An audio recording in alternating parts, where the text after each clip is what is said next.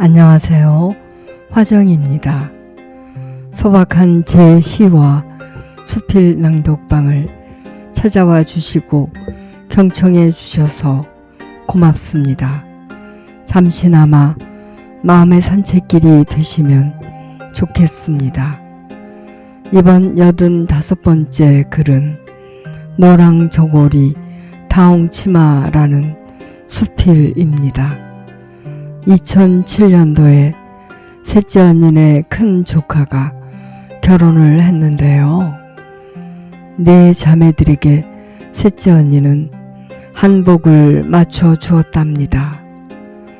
늘 무채색을 고집하던 제가 가장 화려한 노랑저고리 다홍치마를 골랐는데요. 저도 놀랐습니다. 그 이야기입니다. 들어보세요. 노랑저고리 다홍치마. 고향을 그리워하지 않는 사람이 있을까? 고향에서 아무리 힘들고 어려운 시절을 보낸 사람이라고 해도 세월이 지나면서 대부분의 상처 자국에는 새살이 돋아 있고 남아있는 것은 흐릿한 영상처럼 떠도는 그곳의 풍경과 빛깔과 냄새와 소리들일 것이다. 그것들은 살아가는 동안 꽤 자주 그리움이라는 낱말로 우리 곁을 서성거리고는 한다. 나지막한 산들이 북쪽과 동쪽과 남쪽을 에워싸고 있었으며 편안해 보이는 중턱쯤에 마을이 있었다. 서쪽 방향은 계단식 논이 아랫역 산까지 연결되어 있었다. 서쪽 산 자락에는 송사리떼가 몰려다니는 작은 개울이 졸졸졸 흘러갔다. 봄이면 푸른 잎이 막 돋기 시작하는 나무들 사이에서 호들갑스럽지 않게 진달래가 피어났는데 그 빛깔은 넘치지 않는 정열이었고 잔잔한 감흥이었다. 3학년 때 담임 선생님은 처녀이셨다. 교탁 위에 진달래꽃을 풍성하게 꽂는 일을 참으로 좋아하셨다. 우리는 앞다퉈 학교에 가는 길에 그 꽃을 꺾어가 칭찬을 받았고 진달래꽃처럼 발그레해졌다. 20살이 채 되기 전 진달래꽃처럼 피어오를 시기에 잠시 도시 생활을 접고 고향집에 머문 적이 있었다. 마을 우물가나 느티나무 아래에서 만나는 어른들은 나를 꽃봉오리 나이라고 감탄을 하고 부러워하셨지만 불행히도 내 자신은 그렇지 못했다. 안개와 어둠에 휩싸인 골짜기처럼 아무것도 보이지 않았고 볼 수도 없는 청춘이었다. 젊음의 늪에서 허우적대고 있었다. 요즘 절찬리에 판매 중인 아프지 않으면 청춘이 아니다 라는 책이 그때에 있었다면 많은 위로가 되었으리라. 대청마루를 윤기나게 걸레질을 한 후 뒷산으로 달려가 진달래꽃을 한아름 꺾어다가 화병에 꽂아두는 일을 즐겨 하였다. 그 질리지 않는 빛깔과 거기에 비춰둔 빛을 위안 삼는 일로 지루한 하루해를 시작하였다. 진달래가 피는 계절이 내 생일이다. 도시에서 직장을 다니고 있던 무렵 어머니께서 전화를 하셨다.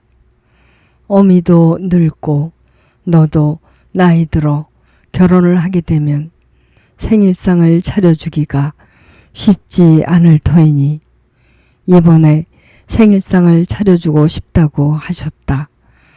친구를 데리고 오라고도 말씀하셨다.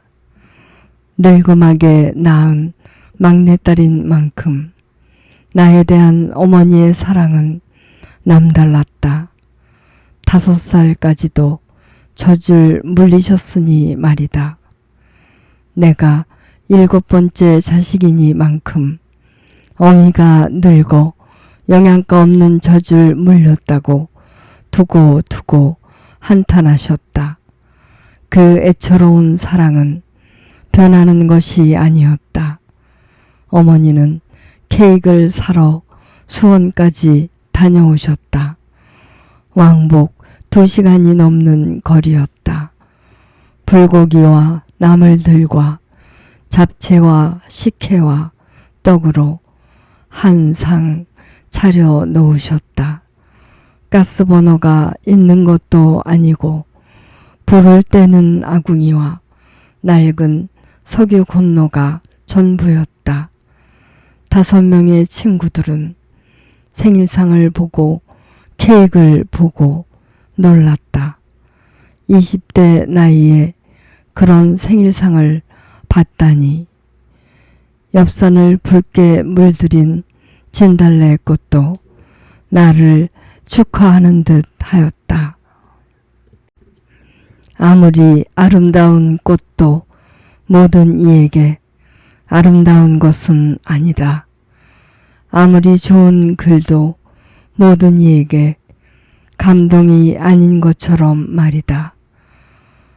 그 꽃이 피어나는 시기에 사랑을 잃었다면 슬픔일 것이고 그 시기에 사랑을 만났다면 더없이 아름다움일 것이고 만약 그 시기에 누군가의 죽음을 맞닥뜨렸다면 그 꽃은 이별일 것이다.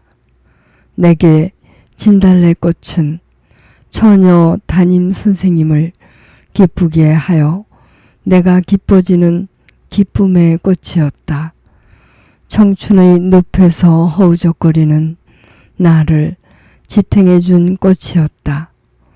어머니의 사랑이 가득했던 생일상을 떠오르게 하는 그리움의 꽃이었다. 고향집 대문간을 들어서면 안마당이 있고 안마당 왼쪽이 꽃밭이었다. 그 뒤쪽으로 개나리 나무가 울창하게 자라났었다. 뒤라는 높은 흙담이 있고 나무들이 있어 어둑한 편이었다. 대문간을 들어서고 안마당에 서서 왼쪽으로 고개를 돌리면 개나리꽃은 깜짝 놀랄 만큼 눈에 띄는 노랑 빛깔로 나를 맞이하였다.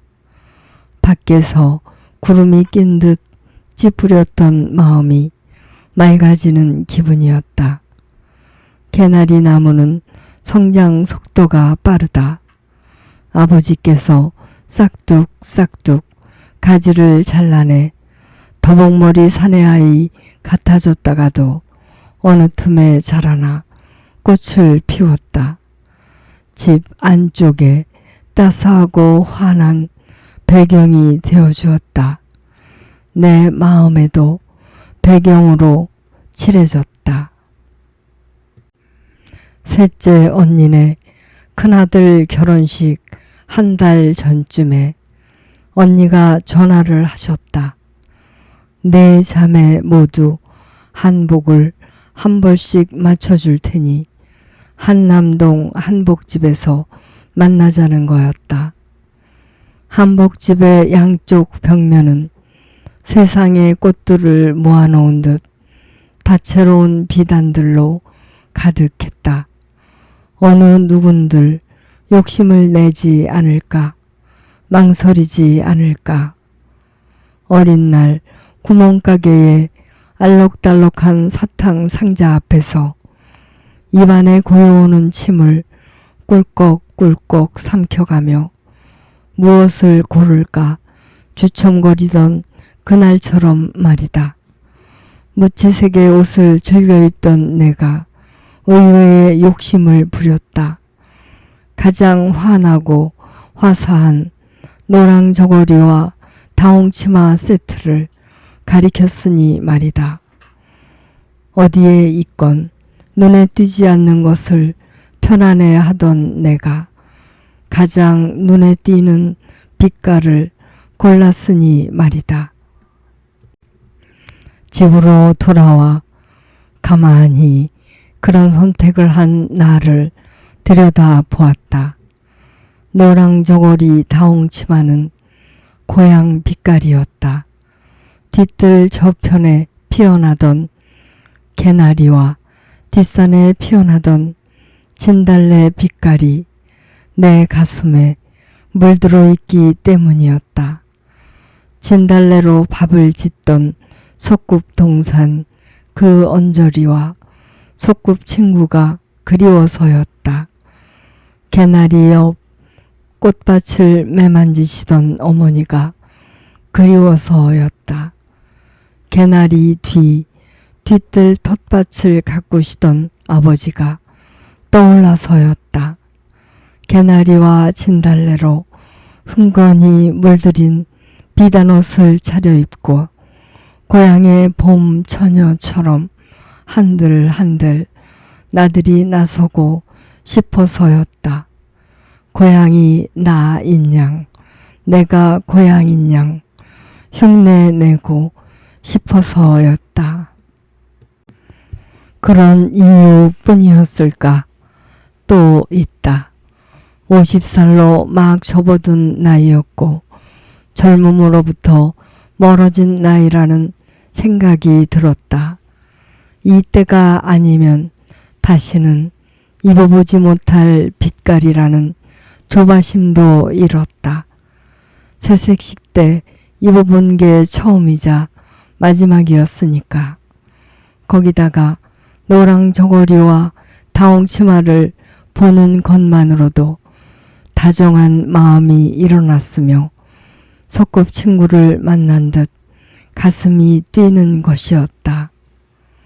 그래라, 내 나이에 안 입으면 앞으로 못 입을걸? 큰언니의 부추김도 한몫했다. 젊을 때 고운 거 입어야지, 곱지. 나이 드니 고운 것도 안 어울려. 셋째 언니의 말씀도 한몫했다.